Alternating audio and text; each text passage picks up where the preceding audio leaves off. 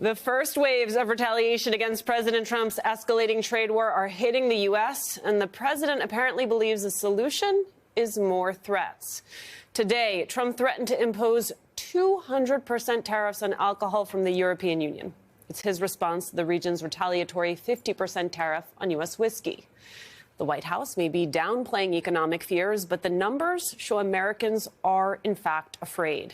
The Dow Jones Industrial Average has lost about 7% of its value this month, and many economists are projecting either slower growth or a coming recession. Well, a Reuters poll conducted this week shows 70% of Americans say the cost of Trump's tariffs will be paid from their own pockets. That same poll found that a majority of Americans believe Trump is being too erratic in his efforts to shake up the U.S. economy.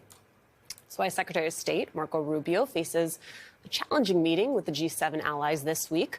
Following President Trump's tariffs on steel and aluminum, Rubio arrived in Canada to meet with diplomats from Britain, Canada, France, Germany, Italy, and Japan, where complaints about U.S. policies are certainly expected.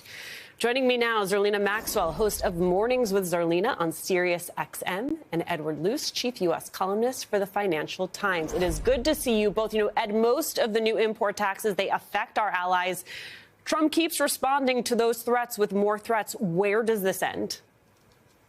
Well, that's anybody's guess. I wish I knew the answer. But I think the reason why the stock markets and other markets are reacting much more seriously now than they were even a couple of weeks ago is because they've seen how Trump responds to retaliation by doubling the retaliation.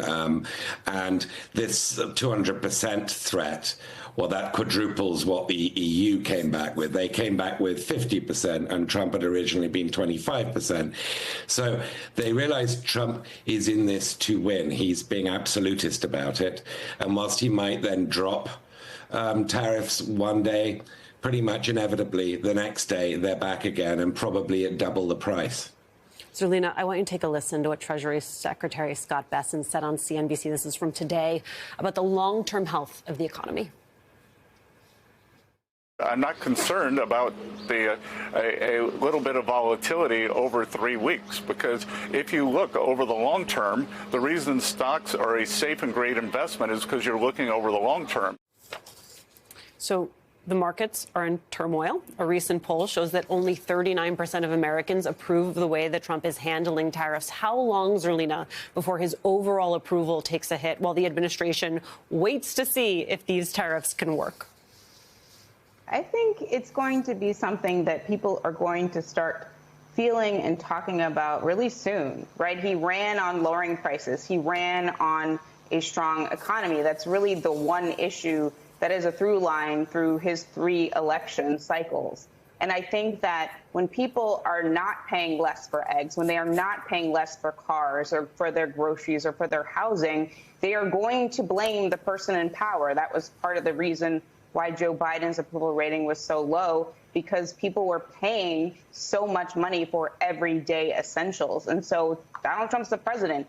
He has to hold the bag. And he said that he was going to lower prices on day one. That hasn't happened. Actually, the opposite has happened. And he has to take responsibility for that. Ed, help me understand something very specific. Why such a focus on alcohol tariffs? So the Europeans did this before in Trump's first term.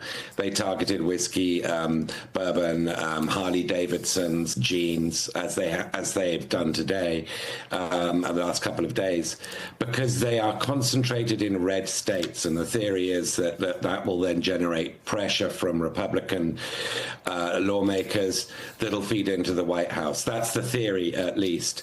And Trump's retaliation to that, and he specified France. He singled out France to go for champagne, for cognac, for sort of luxury European drinks, is, I think, aimed at his old acquaintance, Bernard Arnault, the French businessman who owns LVMH, the champagne houses, etc. And I think he thinks if he can wound Arnault, who's the fourth richest man in the world, and I think was there at Trump's inauguration, though I'll have to double check, then Arnault will pressure the French and pressure the Europeans in Brussels to climb down. I'm guessing that's Trump's theory of the case. I'm not sure it'll work, though. Zerlina, you're spending a lot of time in Europe these days. What are the Europeans you speak with saying about this tariff war? They don't talk about the tariff war. I think that they are very perplexed as to why we have allowed Donald Trump to go back into the White House and effectively put on a reality show that is chaotic, doesn't make sense. And also, I talked to a lot of people, actually, about why Elon Musk is even there. He's unelected and unaccountable to anybody. And again, I think that what you're seeing is just on its face a level of corruption that anybody can understand, no matter where they live on planet Earth, including here in Europe. So people are not really talking about the tariffs, but they are very much talking about how Donald Trump is in the White House. It's chaotic, and it's a reality show every day. And Elon Musk is dismantling the federal government, and they don't understand why we're allowing that to happen. Here on planet Earth, Zerlina, though, I think it does depend whether you are living on Earth 1 or Earth 2, as Nicole likes to say. Ed Luce, when Secretary Rubio goes into this meeting with our G7 allies, what is he likely to hear about their concerns over this tariff war? He's likely to get an earful, and it's going to be 6 versus 1 in the G7. It's going to be absolutely unanimous. You know, Canada and the Europeans and Japan, all of them have the same fears that a tit-for-tat war that keeps escalating will impoverish everybody, including the Americans, weaken the Western alliance, and make no sense in terms of Trump's, as Zerlina was outlining, in terms of Trump's domestic promises. It will lead to increased inflation. And this, of course, is before he's really started to deport undocumented migrants who form such a large share of the food-producing workforce, talking of food prices, and also of home building, of construction, talking of home prices. So he's going to get an earful. The only thing that surprised me that hasn't yet happened, again, referring back to what Zerlina was just saying about Elon Musk, is we haven't yet had retaliatory tariffs from the Europeans, the Canadians, or the Mexicans on Tesla. Tesla is very obvious low-hanging fruit, and I would expect that to come soon.